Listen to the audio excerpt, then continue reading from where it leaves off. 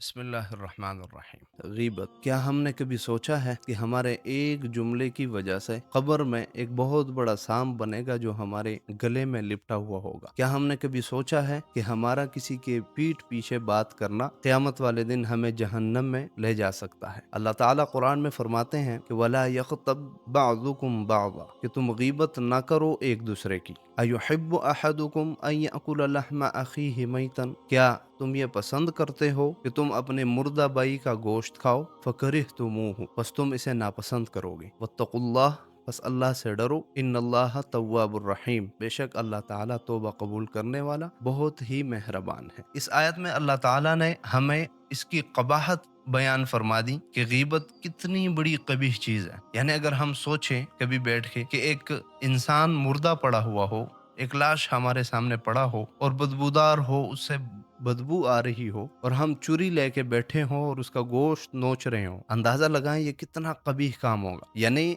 हम इंसान होते हुए इसको कितना बुरा महसूस करेंगे। कोई इंसान भी इसको खाने के लिए तैयार नहीं होगा। तो अल्लाह ताला ने गीबत को अपने मुर्दा भाई का गोश्त खाने के साथ तशबीह दी है, मतलब इसकी कबाहत बयान करने की। लेकिन आज हमारे लिए सबसे मजेदार चीज यही गीबत बन चुकी है। हमारी कोई मजलिस गीबत के बगैर अधूरी होती है। आज जब भी कोई दो इंसान, पहले ये मशहूर था कि ये गीबत औरतों में होती है, लेकिन आजकल सब मुसलमान इस चीज में मुब्तला है। हम जब बैठ जाते हैं तो सबसे पहले अपने दोस्तों की गीबतें शुरू कर देते हैं, फिर अगर दोस्तों से फारिग हो तो फिर अपने बड़ों की गीबतें शुरू कर देते हैं, फिर अगर उनसे हमें थोड़ी फुर्सत मिले तो फिर हम सियासतदानों के पीछे लग जाते हैं, फिर तो अल्लाह याजुबिल्लाह आजकल उलमा के पीछे भी लग जाते हैं। हालांकि ये सारी गीबतें हैं। और गीबत की तारीफ क्या है कि किसी मुसलमान की बुराई उसके पीठ पीछे बयान करना, और वो बुराई जो उस बंदे में मौजूद हो, अगर उसमें मौजूद है और हम बयान कर रहे हैं, अगर हम उसके सामने वो बात करें और उसे बुरा लगे तो ये गीबत है। लेकिन आजकल तो हम गीबत से भी आगे की चीज कर रहे हैं। हम तोहमतें लगा रहे होते हैं, हम वो बातें कह रहे होते हैं जो उस इंसान में होता ही नहीं है, और अपनी तरफ से बना बना के उसके पीछे लगा रहे होते हैं। तो हम अंदाजा करें कि हम कितना बड़ा गुनाह कर रहे हैं। हालांकि नबी अलैहिस्सलाम इरशाद फरमाते हैं कि अल-गीबतु अशद्दु मिनज़ ज़िना, कि गीबत जो है